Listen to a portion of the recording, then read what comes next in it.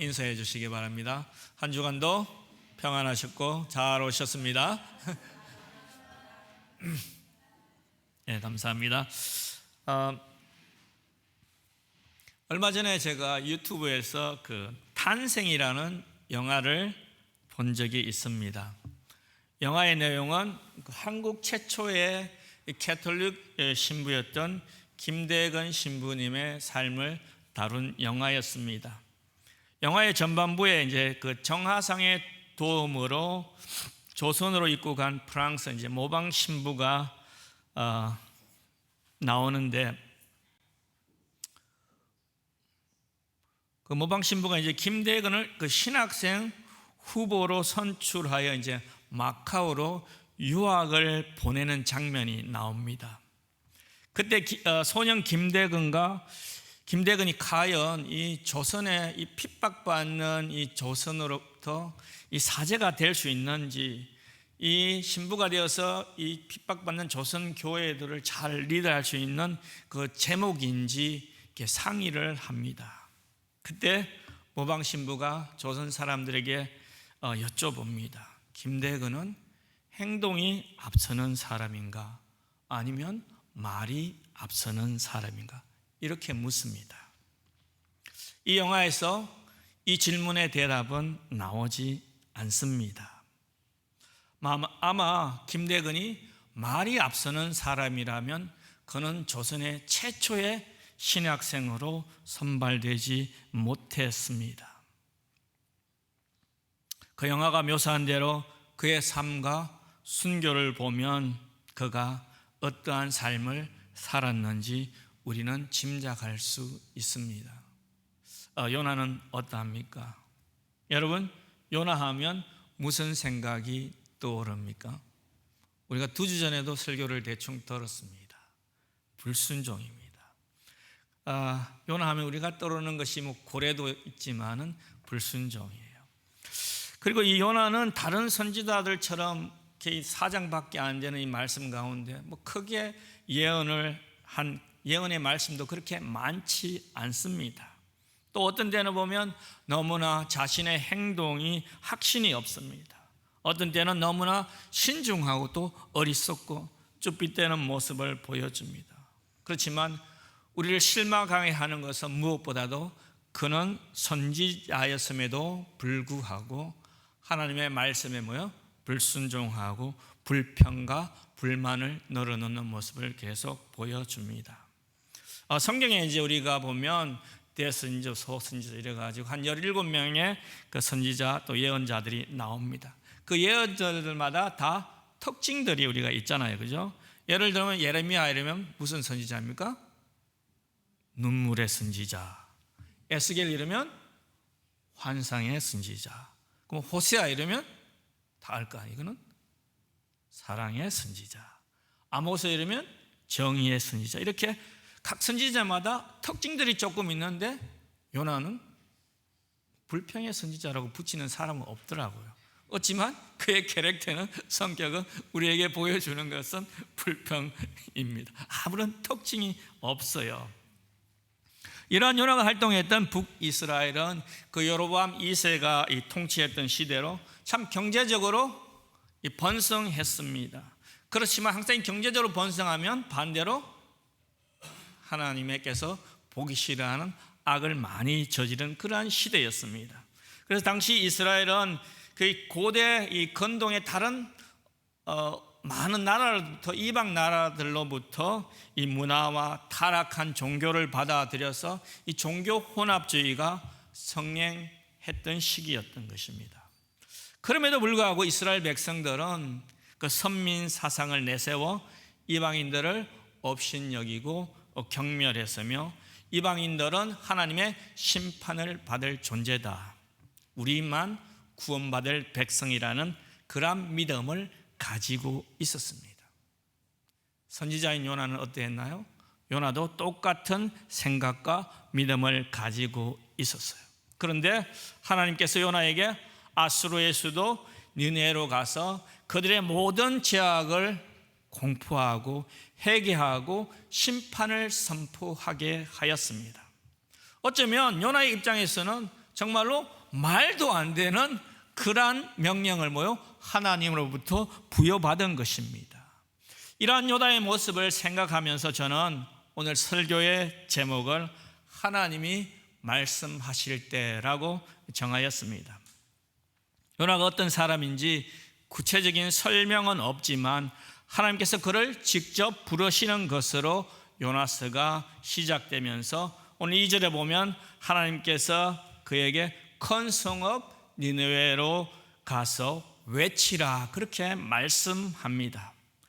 요나 이전까지 하나님께서 예레미야나 이사야, 아모스 등 여러 선지자들을 부르셨지만은 이스라엘을 떠나 다른 이방 나라로 가서 하나님의 말씀을 선포하라고 그렇게 요구하지는 않았습니다. 그러나 요나에게는 이스라엘이 아닌 너가 싫어하는 이방 나라로 가서 나의 말씀을 선포하라는 명령을 주셨습니다. 역사적으로 보면 고대 근동사회에서 이 아수르는 그 어떤 나라보다 잔인하게 주변 국가들을 속국으로 만들었습니다. 아수르의 만행을 보면 참 요즘 테러리스트들은 아무것도 아니에요. 포로들을 잡아서 혀를 뽑아냅니다. 사람을 묶어놓고 산채로 가죽을 벗겨서 전시합니다. 어린아이들을 불에 타 죽이는 것은 예산 일도 아니게 그렇게 잔인하게 이방 나라들을 속국으로 만들어서 제국을 확장하였습니다. 이러한 아수르 제국은 이스라엘에게 그 막대한 조공을 부과하기 시작했고 요나가 살아있는 동안 계속 유대인들을 괴롭혔습니다. 결국 이스라엘은 722년에 아수르에 의해서 망하게 됩니다. 구약학자 레슬리 알렌의 책을 보면 요나는 다른 어떤 선지자들보다 애국적이고 민족주의자였다고 그렇게 그는 설명합니다. 선지자나 예언자들 중에 가장 민족주의적인 성향을 가진 요나에게 이 사명은 하나님이 주신 사명은 도무지 이해가 되지 않는 것이었습니다. 하나님께서 자신을 향하여 가라고 하는 아수르가 그가 가장 미워하고 정오하는 그러한 나라였기 때문입니다. 만약에 자신이 선포하는 하나님의 말씀을 통해서 그 아수르 나라가 그 백성들이 구원받으면 어떻게 됩니까? 그는 그것도 참을 수가 없습니다. 여러분, 요나의 이름이 뜻하는 의미가 무엇입니까? 우리가 1절을 보면 아미떼의 아들 요나라고 그렇게 소개합니다. 이 아미떼라고 하는 것은 뭐예요? 진리라는 이 뜻하는 히브리어에서 나왔습니다. 우리가 잘 아는 이 아멘과 같은 어원입니다. 그러나 요나의 뜻은 뭡니까? 비둘기잖아요. 성경에서 비둘기새 하면 어떤 사건들이 가장 여러분들은 먼저 떠오릅니까? 그 창세기에 보면 40일 홍수 뒤에 노아가 갑자기 생각이 안 나요. 누굴 보냅니까? 비둘기를 보내서 땅이 이 물이 다 빠졌는지 그렇게 확인하는 그런 소식을 전하기 위해서 비둘기를 보냅니다. 예수님께서도 그 요단강에서 세례를 받을 때 성령이 뭐같이 임했다고 그렇게 합니까? 비둘기같이 임했다 그렇게 말씀합니다. 이러한 의미를 종합해 보면 하나님께서 요나에게 기대하는 것이 무엇인지 우리는 추측할 수 있을 것입니다. 그런데 요나는 자신의 이름 뜻과는 반대로 움직이고 있습니다. 하나님께서 요나가 니느웨로 가기를 원하셨지만 그는 의도적으로 정반대 방향인 다시스로 발걸음을 정하였습니다. 요나가 왜 하나님의 명령을 거부하였는지 성경은 정확히 우리에게 설명하지 않지만 어쩌면 그는 이스라엘의 죄악과 해결을 외치다가 죽어가는 많은 예언자들의 운명을 보았을 것입니다. 어쩌면 그는 자신은 그렇게 고통을 당하고 싶지 않았을 것입니다. 어쩌면 그렇게 그는 죽고 싶지 않았을 것입니다. 그래서 그는 다시스로 도망하려고 했는데 다시스는 하나님께서 요나에게 가라고 명령하신 그 니느웨의 정반대 방향의 도시였습니다. 니느웨는 이스라엘의 동쪽으로 육지쪽으로 550마일 떨어진 곳인데 다시스는 지금의 그 스페인 쪽으로 그 이스라엘에서 서쪽으로 2,500마일이나 떨어져 있는 곳입니다. 당시 이스라엘 사람들에게는 다시스는 사실상 지구의 끝쪽이었습니다. 그러므로 요나가 다시스로 가려고 했다는 것은 땅 끝까지 도망쳐서 하나님의 눈을 피하고자 했다는 의미일 것입니다. 이렇게 하나님의 말씀을 거부하는 요나의 행동을 보면 너무나 빨리 순종해 버려요. 하나님의 말씀이 떨어지기도 무섭게 선지자라는 사람이 기도도 한번 안 하고 7일 동안 뭐 기도원에 가서 기도라도 해보고 하나님 이게 정말 하나님의 뜻입니까 아닙니까 한번 여쭤보기라고 해야 되는데 요나는 하나님의 말씀을 뭐요? 듣자 말자 이것은 아니다 그렇게 판단해 버립니다. 내가 다른 것은 다 순종해도 정말 이것만은 하나님의 말씀에 순종하면 안 되겠다 그렇게 혼자 결정하고 하나님께 묻지도 아니하고 다시스로 가려고 욥바로 내려갔습니다. 참 일이 또 되려고 하면 항상 일이 착착착 풀려요. 여러분 인생의 실패를 한번 보세요. 얼마나 일이 잘 풀리는지 요나도 마찬가지일 것입니다. 욥바로 내려가는데 마침 또 다시스로 가는 배가 있어요. 뭐 당시의 배가 지금처럼 뭐 전기선으로 이렇게 시간이 돼서 출발하는 것이 아닙니다. 먼 곳으로 가는 배였기 때문에 언제 배편이 떠날 줄 모르는 그러한 배였는데 일이 되려고 하니까 바로 또 배편을 구할 수가 있었습니다.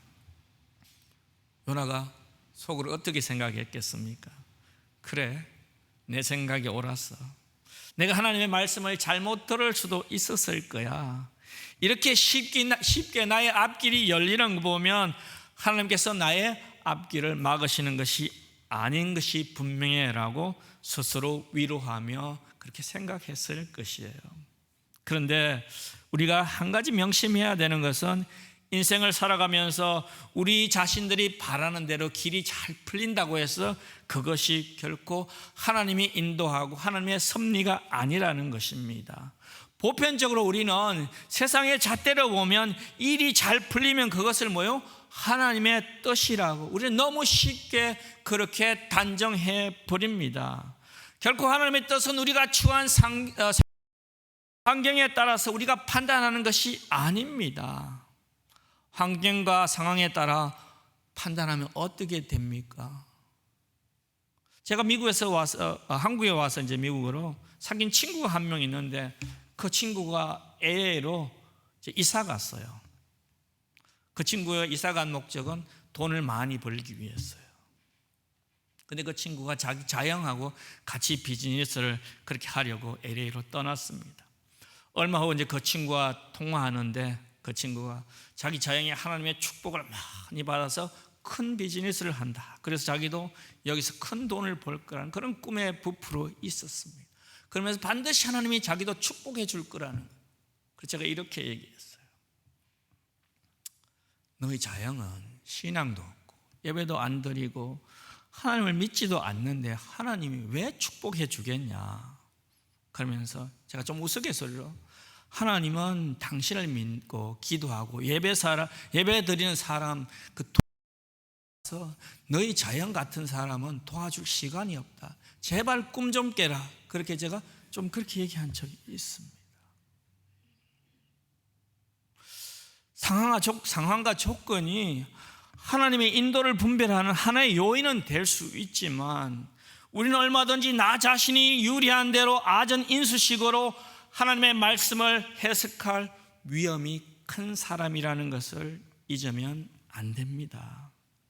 우리 인생을 살아가면서 우리 스스로 나에게 주어진 환경과 상황을 통제하고 바꿀 수 있지만은 때로는 많은 일들 가운데 우리는 내 상황을 바꿀 수 없는 일들을 더 많이 경험하게 됩니다.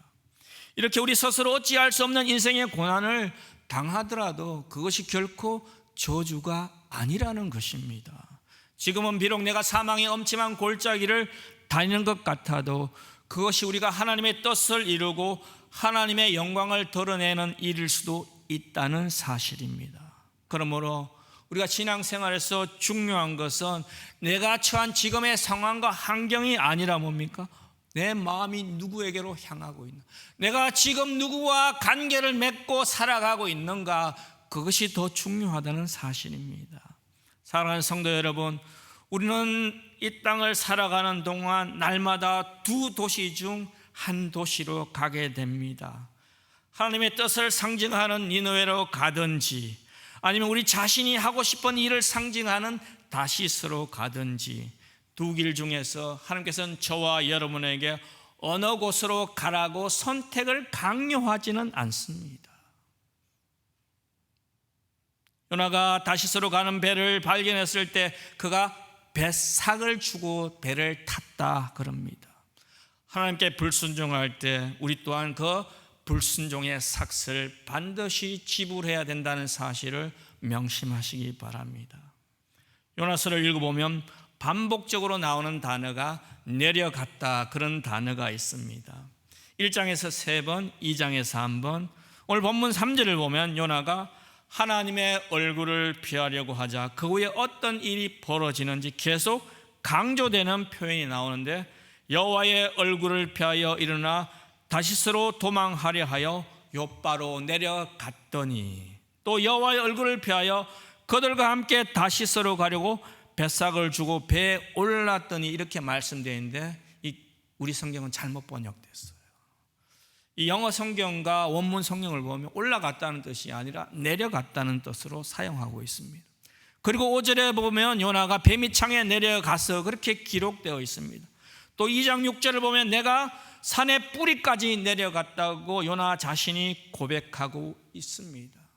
그러므로 이 내려갔다는 표현은 하나님의 말씀과 정반대 방향으로 돌아선 요나의 영적인 표현을 그렇게 나타내는 단어인 것입니다. 말씀에 불순종하고 하나님의 임재로부터 자기를 숨기고 도망하려던 요나가 스스로 얼마나 비참한 곳까지 내려갔는지 우회적으로 보여주고 있습니다. 실제로 보면 요나는 바다 깊은 데까지 던져졌고, 어디까지 내려갔습니까?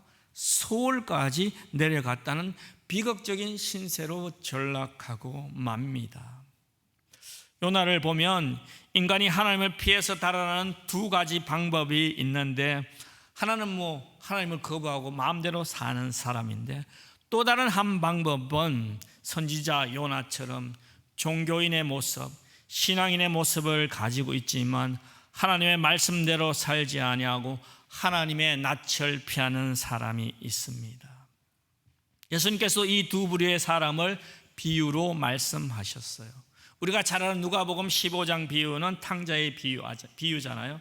그 두 아들의 비유에서 유산을 챙겨 떠난 동생 일명 탕자는 아버지의 도덕적 가치관을 모두 거부하고 자신이 원하는 삶의 방법으로 자유분방한 삶을 선택하여 자신을 표현하는 삶을 택하여 아버지의 통제를 벗어나려고 떠났습니다. 형은 어떻습니까? 형은 아버지의 집에 머물려 아버지와 함께 있으면서 순종하였지만 그의 순종은 아버지에 대한 존경과 사랑이 아니라 아버지의 재산을 상속받기 위한 하나의 수단으로 사용하였습니다. 그는 아들의 마음이 아니라 종의 마음으로 집에 머물러 있었습니다. 그가 자식의 의무를 다한 것은 아버지의 재산을 물려받기 위함이었습니다. 그래서 그는 동생이 집으로 와서 아버지가 잔치를 베풀었을 때 그는 잔치를 거부하였습니다. 아버지가 기뻐하는 것을 보고 함께 기뻐하지 않았습니다. 아버지가 즐거워할 때 즐거워하는 것을 거부하는 또 다른 탕자의 모습을 우리에게 보여주고 있습니다. 이 모습은 우리 시대를 살아가는 성도들에게 중요한 메시지를 전하고 있습니다. 오늘 얼마나 많은 기독교인들이 하나님의 낯을 피하는 방법으로 종교인의 모습을 가지고 살아가고 있습니까? 신앙생활 잘합니다. 주일 예배 참석 잘합니다. 모든 정기 모임에 다 참석합니다. 11조와 헌금도 다 잘 드려요. 심지어는 직분을 받아서 목사가 되기도 합니다. 둘째 아들처럼 탕자의 모습이 아니라, 집을 떠난 모습이 아니라 철저히 머무는 방식으로 의무와 책임을 다하면서 조직적이고 거래적인 신앙생활을 합니다. 이렇게 하면서 하나님으로부터 부여받은 사명을 잘 감당한다고 살아간다고 자부합니다. 만약 저희들의 모습 속에, 우리들의 모습 속에 이러한 모습이 있으면 우리는 회개하고 이런 것들을 버려야 할 것입니다. 요나는 첫 2장에서 하나님께 불순종하고 거분을 피해 달아났지만 집을 떠났다가 회개하고 돌아온 탕자처럼 결국 회개하고 하나님께 은혜를 구합니다. 그래서 3, 4장을 보면 니느웨로 가서 말씀을 전하라는 하나님의 말씀에 순종합니다. 사실 이 순종도 참 마지못해서 그렇게 순종하는 모습을 볼 수 있습니다. 정말 그가 복음 전한 것은 좀 속된 표현으로 개떡같이 전했는데 또 니느웨 사람들이 철떡같이 알아듣고 그렇게 해결을 합니다. 이러한 선지자 요나의 삶을 보면 하나님께서 니느웨를 구원시키기 위한 목적도 있었지만은 하나님의 더 큰 목적은 니느웨가 아니라 바로 요나 자신이라는 것을 우리는 발견할 수 있습니다. 2주 전에 홍 목사님의 설교 가운데 이 요나 선지자가 어떻게 평가받는지 우리는 말씀을 들어서 알 수 있습니다. 그런데 사실 구약 성경을 보면 요나만이 하나님의 부르심을 거부하고 반항한 것이 아닙니다. 우리가 잘 아는 모세도 하나님의 부르심에 거부했고 저항했고, 예레미야도 엘리야도 다 하나님을 피해 도망했던 선지자들이었던 것입니다. 이런 것을 보면 요나는 인간의 보편적인 연약함을 가진 매우 보통 사람이라는 것입니다. 설교를 이렇게 준비하면서 제가 자의반 타의반 이 신학교에 입학하여 하나님의 말씀을 전하는 목사가 되겠다고 이렇게 결심하고, 이 목사 안수가 제가 목사 안수 받기까지가 몇 년이 걸렸는지 이렇게 세어보니까 강산이 3번 훌쩍 넘었습니다. 이러한 제 모습을 되돌아보면서 저는 제가 요나입니다 그렇게 고백할 수밖에 없었어요. 하나님께 반항하고 하나님의 말씀에 불순종하며 하나님께서 가라고 하신 곳이 아니라 그 반대편을 향해 내달리는 요나의 모습은 하나님의 부르심 앞에 순종하지 않는 바로 우리 자신들의 모습인 것입니다. 우리를 대표하는 사람이 바로 요나인 것입니다. 하나님께서는 그런 요나를 결코 포기하지 않습니다. 하나님께서는 요나를 구제불능의 선지자로 내버려 두지 않았습니다. 구원의 대상자로, 사랑의 대상자로 여기고 끝까지 그를 쫓아가서 그에게 사명을 완수하게 하십니다. 4절을 보면 하나님께서 바람과 폭풍을 사용하여 요나가 하나님을 찾을 수 있도록 하는데 큰 파도가 일고 배가 파산할 지경에 이릅니다. 그래서 뱃사람들은 자신들이 아는 신의 이름을 부르고 그 배를 가볍게 하기 위해서 배에 있던 물건들을 다 바다로 던져버립니다. 이 배는 유람선이 아니었어요. 무역선이었어요. 그렇기 때문에 값비싼 보물들이 많이 있었습니다. 그들은 재산을 포기할 만큼 그런 생명이 위급한 상황에서 그것들을 버렸습니다. 제가 2년 전에 한국을 방문하여 이제 부모님을 모시고 제가 제주도를 한 번도 못 가봤기 때문에 제주도 여행을 한 번 간 적이 있습니다. 제주도에서 배를 타고 대한민국 최남단 섬이 어디입니까? 마라도를 방문한 적이 있어요.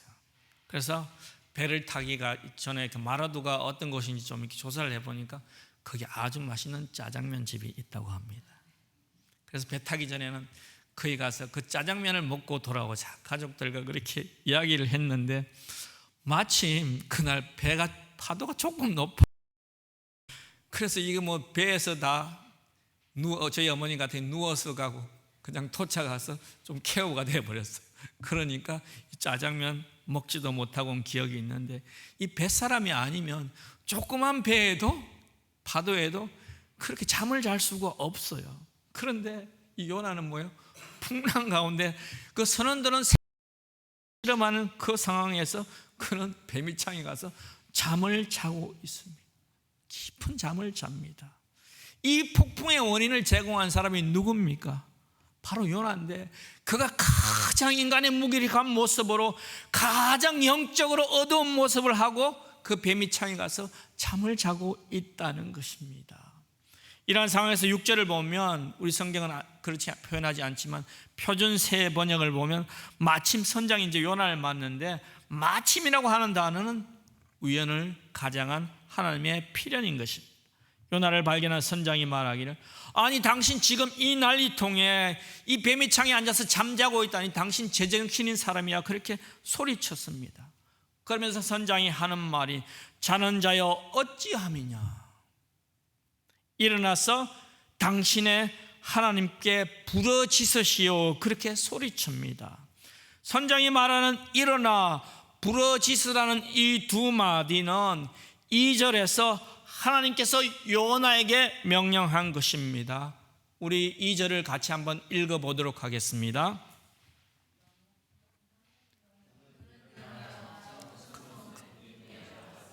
그것을 향하여 외치라.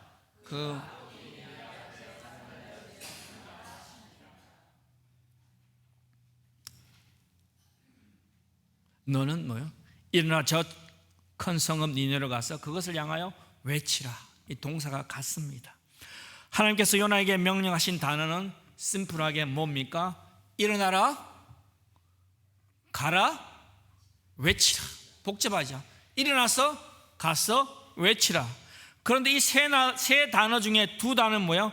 일어나, 부르짖으라. 그렇게 선장의 말 속에 이 두 단어가 똑같이 들어있습니다. 이 말씀을 보면 결국 뭐예요? 하나님께서 누구를 통하여, 선장을 통하여 누구를 깨우고 있습니까? 요나를 깨우고 있는 것을 볼 수 있습니다. 니느웨같이 악독한 자가 바로 요나라는 사실을 암시하고 있습니다. 선장은 다른 신을 섬기는 사람이지 않습니까? 그런데 이방신을 섬기는 선장의 입장에서 생명이 위급할 때 당신의 하나님께 기도하라는 그 선장의 입을 통해서 하나님의 음성을 요나가 듣습니다. 이것을 보면 하나님의 말씀은 교회 안에서만 들을 수 있는 것이 아닙니다. 때로는 세상 한복판에서 하나님의 말씀을, 하나님을 믿지 않는 사람들의 입술을 통해서 우리가 하나님의 음성을 들을 수 있다는 사실을 요나서를 통해서 분명히 말씀해 주고 있습니다. 요즘 우리는 교회가 세상을 뭐요? 걱정하는 것이 아니라 세상이 누구를 걱정한다고요? 교회를 걱정하는 시대를 살아가고 있는 말을 살아갑니다. 여러분 이런 말을 종종 들어보았을 것이에요. 국민일보와 이제 코디 연구소가 2023년에 기독교에 대한 그 한국의 그 사람들이 이미지를 한번 조사해 봤어요. 이 종교 호감도가 불교가 66.6%예요. 천주교가 65%, 기독교가 몇 프로인지 아십니까? 25%. 제가 군종병으로 있었거든요, 이래봬도. 근데 매일 하는 일이 그 종교 인구를 이렇게 파악해가지고 구인들 중에 상부에 보고하는 거예요, 매달마다. 그때 잊어버리냐, 기독교가 한 35% 나와요. 천주교가 한 10% 밑으로 나오는데 불교는 2%, 3%였어요. 35년 만에 제가 이런 결과를 보고 얼마나 놀란지 몰라요. 요즘 젊은이들 사이에 소개팅을 시켜줄 때 절대 사절인 대상이 있어요. 그게 누군지 압니까? 기독교 신앙을 가진 청년이나 여자들은 사절 대상 1호랍니다. 저희 때만 해도 신학생이면 신랑감 후보로서 괜찮았어요. 그 친구들도 좋은 아내분을 많이 맞이했어요. 저도 좋은 아내분을 맞이했지만 이제는 30년 만에 완전히 이런 현상을 맞이했습니다. 왜 이런 현실을 맞이하였습니까? 오늘 세상은 교회를 향하여 외치고 있습니다. 제발 비상식적인 종교 집단으로 전락하지 말아라. 더 이상 강단에서 거짓을 외치지 말아라. 깨어진 이 세상을 다시 회복하라. 다시 일어나 교회를 향하여 외치고 있습니다. 이러한 세상 사람들의 외침을 통해서 하나님께서 교회를 향해서 외치고 있다는 사실입니다. 요나는 큰 바다와 선장과 뱃사람을 통해서 하나님께서 자신이 바라시는 일이 무엇인지를 깨닫게 됩니다. 그래서 그는 나를 들어 바다에 던지시오. 그러면 당신들의 바다가 잔잔해질 것이요, 바로 나 때문에 이 태풍이 당신들에게 닥쳤다는 것을 나도 알고 있어. 요나는 알고 있었습니다. 자신 때문에, 자신이 하나님의 명령에 순종하지 않아 죗값을 치르는 것을 알았습니다. 그래서 그는 기꺼이 자신을 바다로 던지라고 선원들에게 말합니다. 요나는 자신의 불순종의 대가를 치르기 위해서 바다에 던져져서 죽어야만 했습니다. 어쩌면 요나는 바다에서 한번 죽은 사람입니다. 그는 물고기 뱃속에서 죽음을 체험한 다음에야 비로소 자신의 소명을 깨닫습니다. 이렇게 다시 태어나지 않으면 참된 이 소명을 알기 힘든 것이 우리의 모습인 것 같습니다.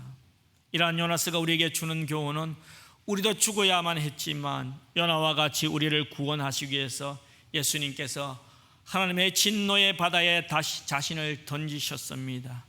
풍랑치는 진노의 바다보다 더 깊은 바다인 십자가 위에서 자신의 모든 육체의 진액과 피를 쏟으면서 우리를 향한 심판을 예수님은 자신의 몸으로 다 받아내셨습니다. 그리고 예수님은 요나와 비교할 수 없는 죽음을 경험하셨고 부활하셨습니다. 요나는 단지 니느웨를 구원하라는 그러한 사명을 받았지만은 예수님은 인종과 세대를 뛰어넘어 모든 사람을 구원하는 사명을 받았고 그 사명을 완수하였습니다. 우리가 성도로 살아가는 목적은 나만 구원받아서 축복을 누리는 삶이 아니라 예수님께서 죽었다가 다시 살아난 것처럼 우리도 죽고 다시 살아나 새로운 생명으로 살아가는 것입니다.